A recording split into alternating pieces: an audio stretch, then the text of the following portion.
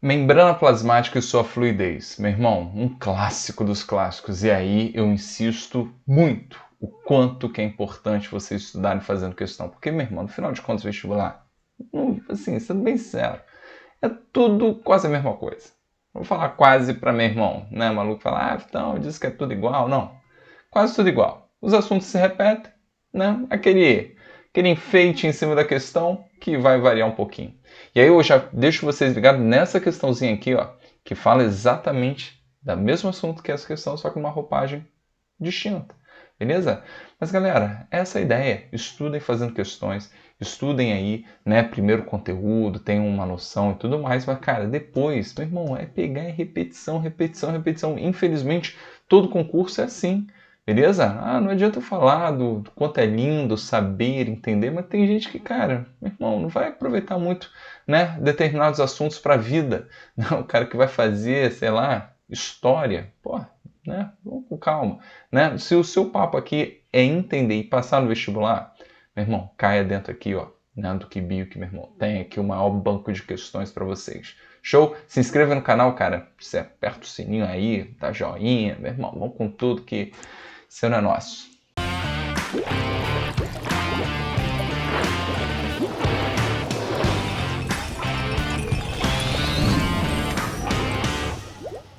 Pronto, galera. Para ter uma ideia um pouco mais ampla, veja esse resumão do Vitão que eu peguei de membrana plasmática, tá? Parte estrutural, mas depois caiam também aí na parte de transporte, que são dois clássicos do nosso queridíssimo Enem e de tudo quanto é vestibular que você for encontrar aí na vida, beleza? Então vamos lá.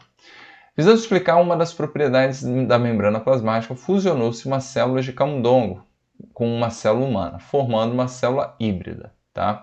E aí, em seguida, com o intuito de marcar as proteínas de membrana, dois anticorpos foram inseridos no experimento. Um específico para proteínas de membrana do camundongo e outro para as proteínas de membrana humana. Os anticorpos foram visualizados ao microscópio por meio de fluorescência de cores diferentes. Então o cara pegou aqui, ó, célula de camundongo, beleza? Célula humana. Show de boleta. E aí, repara o seguinte, ó, fiquem bem atentos às proteínas de membrana das duas células. Uma quadradinha, uma meio ovalzinha aqui. Aí ele fusionou. Isso tudo foi descrito no texto. Ok? Juntou célula híbrida.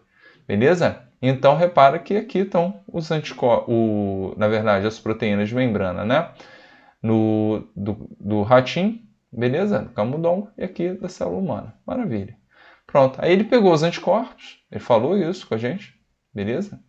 Anticorpos coloridos, para eles se ligarem a esses receptorzinhos aqui, essas proteínas, beleza? E a gente verificar aqui em 40 minutos o que rolou. E o que a gente percebe é que em 40 minutos, ó, o que estava muito bem separadinho, ó, acabou embaralhando. Então você vê aqui que as proteínas se acabaram se misturando, beleza? E aí vem a pergunta, né? A mudança observada da etapa 3 para a etapa 4 no experimento ocorre porque as proteínas... Qual a ideia, galera? É o que eu falei. O conceito básico aqui está relacionado à membrana e ao famosíssimo mosaico fluido, ou fluido, né? Sugerido pelos dois rapazes Singer e Nixon. Beleza?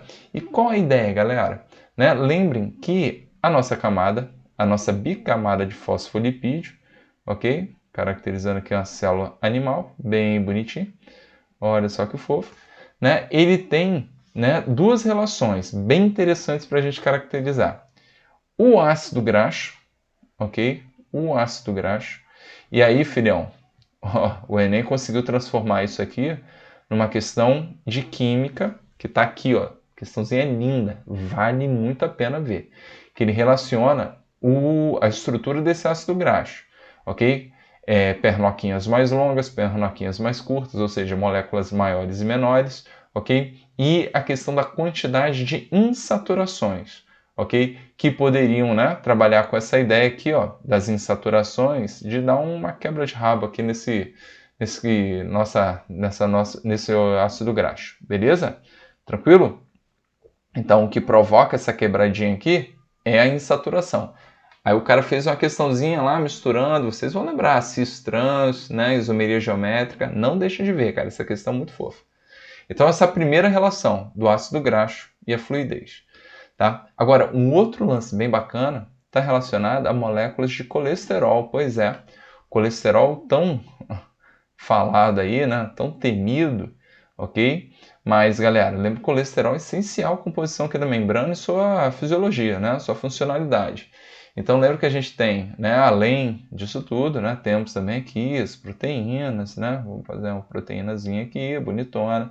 Então, a composição básica da nossa membrana plasmática é essa: bicamada de fosfolipídio, proteínas, ok? Algumas molequinhas de colesterol, já que ele desenhou a ideia de células animais. Olha aqui, ó, os carboidratos, compondo que chamamos de glicocálides, beleza?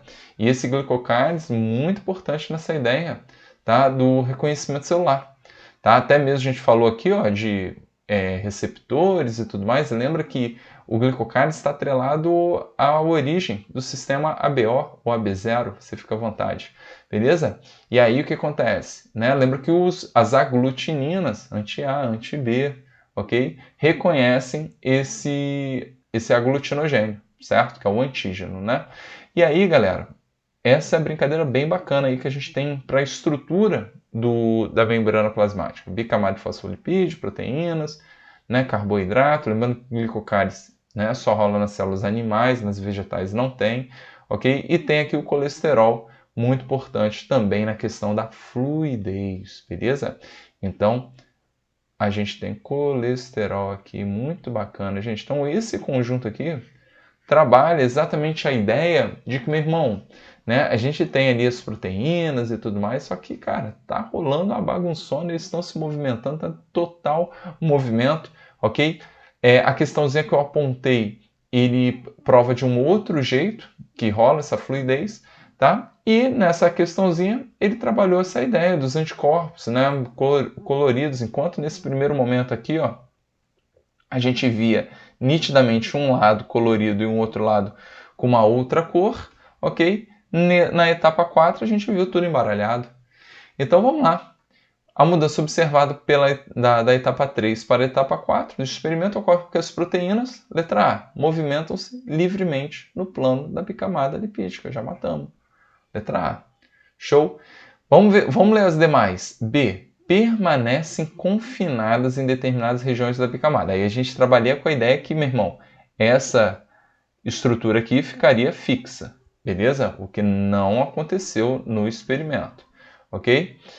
C. Auxiliam o deslocamento dos fosfolipídios da membrana plasmática, tá? Então ele está trabalhando a ideia, tá, de que, meu irmão, os fosfolipídios, né, que seriam necessariamente os que estão se modificando. A gente tem, né, até a movimentação de fosfolipídio e tudo mais, só que, cara, não é exatamente o que explica a questãozinha, tá? Até porque ele relacionou aqui diretamente as proteínas.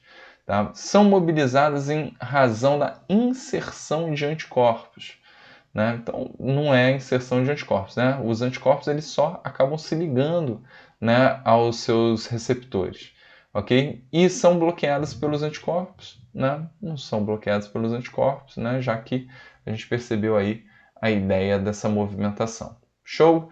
Então, galera, realmente letra A questão tranquila, tá? Bem tranquila.